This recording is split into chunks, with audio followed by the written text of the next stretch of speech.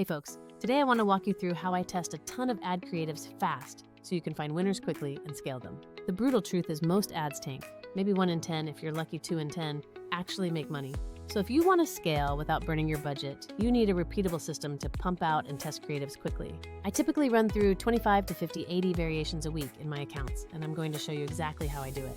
Plus, I'll show you how I use a few tools, including one that makes repurposing long content into viral clips stupidly easy. First up, campaign setup and structure, because how you structure things will determine the signal Facebook learns from. Different business goals need different setups. What I run for lead gen is not the same as what I use for direct sales. For lead gen and messenger type objectives, I'm currently favoring an ad set budget approach. In the past, I'd default to campaign budget optimization.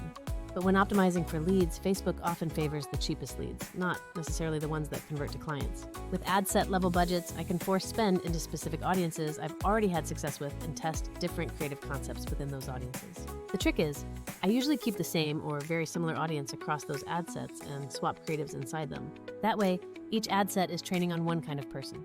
For booking calls or purchases, I'm back to CBO because here I'm optimizing for a real outcome like a booked call or a sale. For purchases, I'm also using broader advantage-style audiences more often to let Facebook roam a bit and find buyers. So high-intent objectives equal CBO for me, but leads equal ABO or ad set budgets. Practically, in a lead gen campaign, I'll usually have multiple ad sets, each one a broad audience I know has converted before.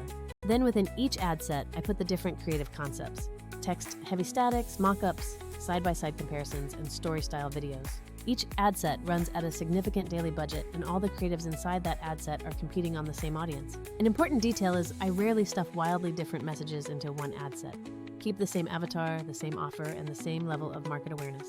I'll repeat that because it's the single biggest gotcha I see. Ads learn at the ad set level. If you throw a knee pain angle, a shoulder pain angle, and a back pain angle into the same ad set, Facebook gets confused. It can't learn which sub-audience to prioritize, and your winning creative never really shows up consistently. So rule number 1 avatar per ad set. Rule 2, same offer. Don't mix a low-commitment lead magnet with an aggressive sales page in one ad set. Ads inside an ad set work together to train the algorithm, and mixing messages kills the learning phase. Rule 3, same level of market awareness. Remember Eugene Schwartz's framework of unaware, problem-aware, solution-aware, and product-aware. If you mix unaware hooks with solution-aware hooks, you'll bias the results because the pool sizes and click behaviors differ widely. Cool. Now that the structure is sorted, let's talk about the creative machine, how to actually produce ads fast. I run my creative pipeline on a weekly cadence, and blocking time on the calendar is non-negotiable.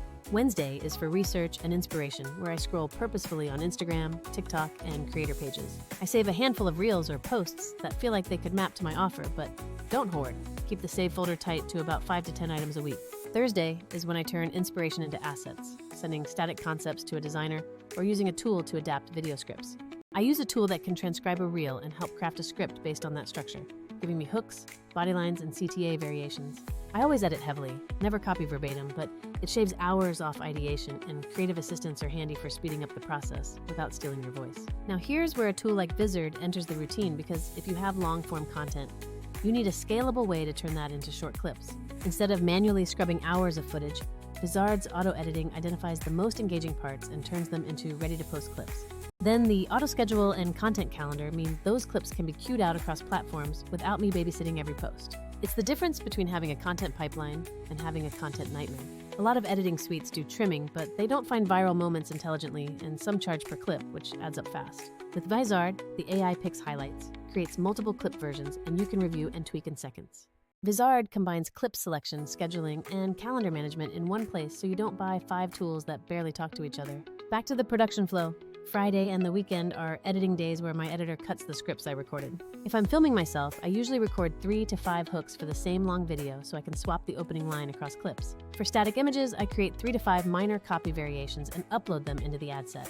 Sunday, I do the final upload, duplicating the tested ad set and plopping in the new creatives for lead-based campaigns. Every week I repeat research, create, edit, upload, scale. If something looks promising, I'll scale that campaign by 20% increments and keep an eye on CPA and downstream metrics. For video ads, the only thing I usually change between variants is the first 3 to 5 seconds, so film multiple hooks in one session. Tiny copy tweaks can move the needle. Change one line and sometimes performance flips. Don't turn off supporting creatives too fast because ads within an ad set can support each other by helping the algorithm learn.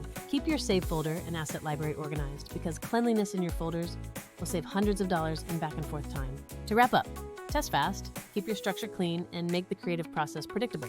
Use tools to accelerate, script helpers to save ideation time, and Vizard to harvest clips from long videos and schedule them automatically. That combo turns a chaotic content grind into a repeatable engine. If you want to scale content without burning time or money, build the system first and the wins follow. That's my process. Super tactical, super repeatable. If you like this breakdown, hit like, subscribe, and I'll drop more of these workflows.